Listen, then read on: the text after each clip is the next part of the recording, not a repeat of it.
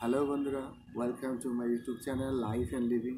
বন্ধুরা, শীতকালে আমরা এই কমলা লেবু সবাই কিন্তু খুব কম বেশি খেয়ে থাকি। আর শীতকালে কিন্তু এটা আমাদের সবার ফেভারিট।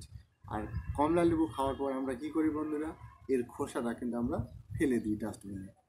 তো আপনারা যদি একবার শুধু জেনে নেন যে এই কমলা লেবুর খোসা যদি আমরা একবার গাছের জন্য ফার্টিলাইজার তৈরি করে নিতে পারি, তাহলে গাছের কিন্তু অসাধারণ ইমিউনিটি বুস্টার আর টনিক হিসেবে কাজ করবে।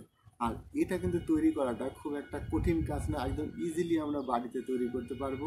আর এটা যদি একবার আপনারা শুধু গাছে অ্যাপ্লাই করেন, তাহলে দেখবেন এটা যেমন ফাঙ্গিসাইড, পেস্টিসাইড, ইমিউনিটি বুস্টার এবং সঙ্গে সঙ্গে টনিক এবং ভিটামিন বহু কিছু কাজে কিন্তু আপনারা এই একটা কমলা লেবুর খোসা থেকে কিন্তু আমরা পেয়ে যেতে পারি।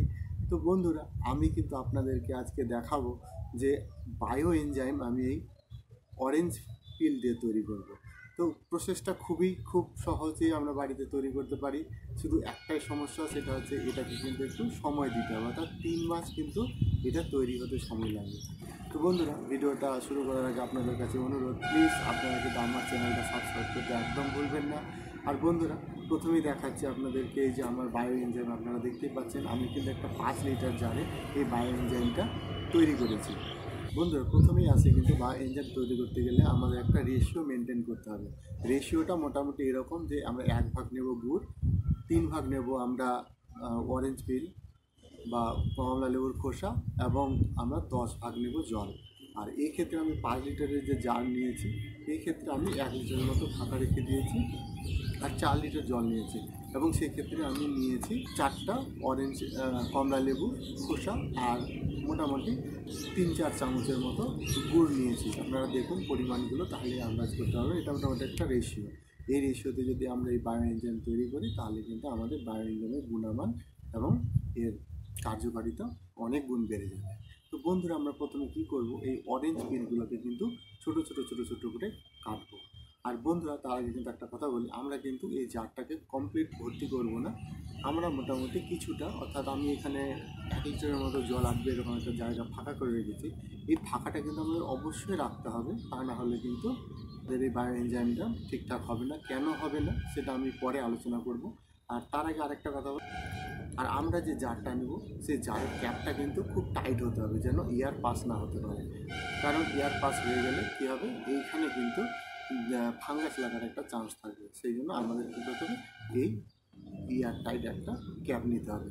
আর এটা ছোটো মুখ হলে সবচেয়ে ভালো, আর যত বড় তত কিন্তু ফাঙ্গাস লাগার একটা চান্স থাকে। আর আমি এটা ক্যাপটা দেখিয়ে নিয়েছি, এটা কিন্তু ভীষণভাবে এয়ার টাইট করা আছে।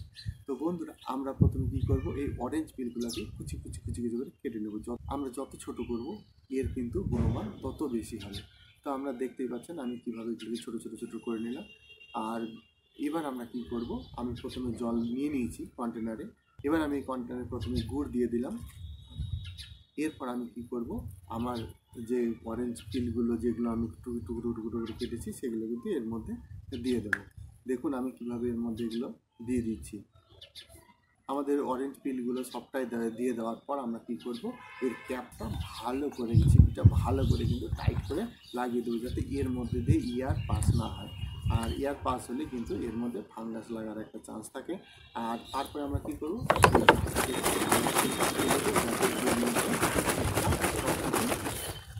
মিশে যেতে পারে। আর বন্ধুরা, এবার আসি এই জারের উপরের অংশটা আমরা ফাঁকা রাখবো কেন, অর্থাৎ গোটাটাই আমরা জল দিয়ে ভর্তি করবো না কেন। এখানে আমাদের 1 লিটার থেকে হাফ লিটার একটা জল আসবে, এরকম জায়গা ফাঁকা রাখবো একটাই কারণে, কারণ এই ফাঁকাটা যদি আমরা না রাখি, তাহলে কিন্তু এখানে এয়ার তৈরি হবে না, অর্থাৎ গ্যাস তৈরি হবে না। আর যতক্ষণ এটা গ্যাস উৎপন্ন না হচ্ছে, ততক্ষণই কিন্তু বায়ো এনজাইমটা ঠিক তৈরি হবে। অর্থাৎ আমাদের কী করতে হবে, এই বায়ো এনজাইম তৈরি করতে গেলে যেটার মেন ভূমিকা, সেটা হচ্ছে এই গ্যাস উৎপন্ন করা। তো এই গ্যাসটা কোথা থেকে আমরা পাবো, এখানে যে আমরা গুড় দিয়েছি, এই গুড়টা কিন্তু এই অরেঞ্জ পিলের সঙ্গে বিক্রিয়া করে একটা গ্যাস তৈরি করবে। আর ওই গ্যাসটাই কিন্তু এখানে জমা হবে। এটা যত বেশি জমা হবে, তত কিন্তু আমাদের বায়ো এনজাইম প্রক্রিয়াটা ভালোভাবে কমপ্লিট হবে। আর আমাদের কী করতে হবে, এটা কিন্তু যদি আমরা বেশি দিন আমরা এইভাবে রেখে দিই, তাহলে কিন্তু এটা ফেটে যেতে পারে। তো আমাদের কী করতে হবে, প্রথমে আমরা 2 দিন অন্তর একবার ক্যাপটা খুলে হাওয়াটা বের করে নেব।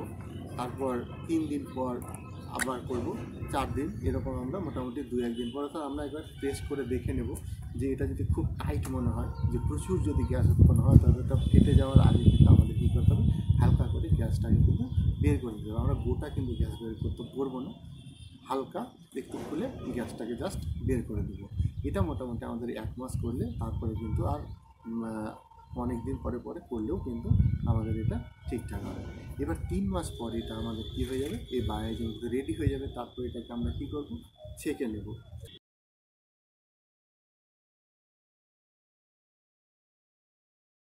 এবার আসি বন্ধুরা, এটাকে আমরা কীভাবে গাছে প্রয়োগ করব।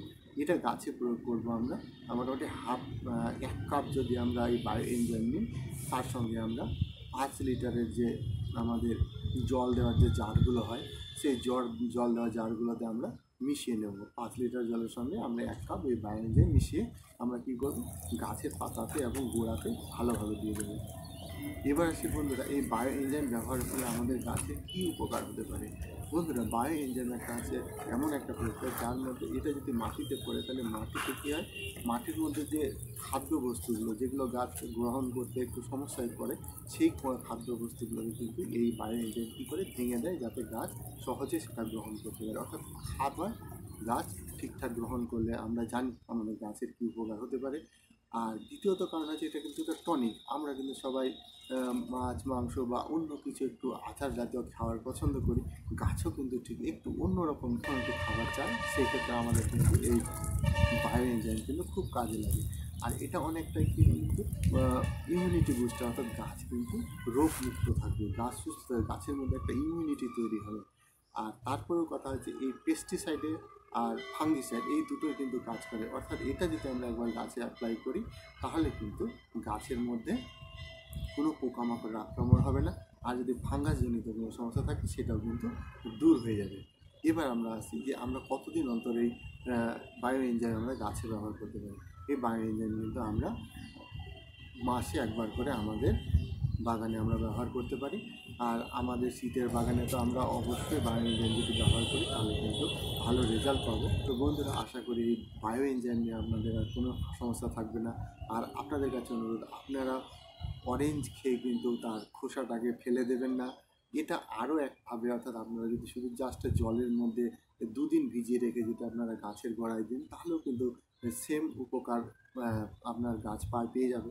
তো বন্ধুরা, আপনাদের কাছে অনুরোধ, এই অরেঞ্জ খেয়ে কিন্তু অরেঞ্জের খোসা আপনারা আর ফেলবেন না। এটাকে আপনারা বায়োএনজাইম হোক আর সার হোক, যে কোনো একটা ফার্টিলাইজার বানিয়ে কিন্তু আপনারা আপনাদের গাছে ব্যবহার করবেন, আপনাদের গাছ আরও ভালো হয়ে উঠবে।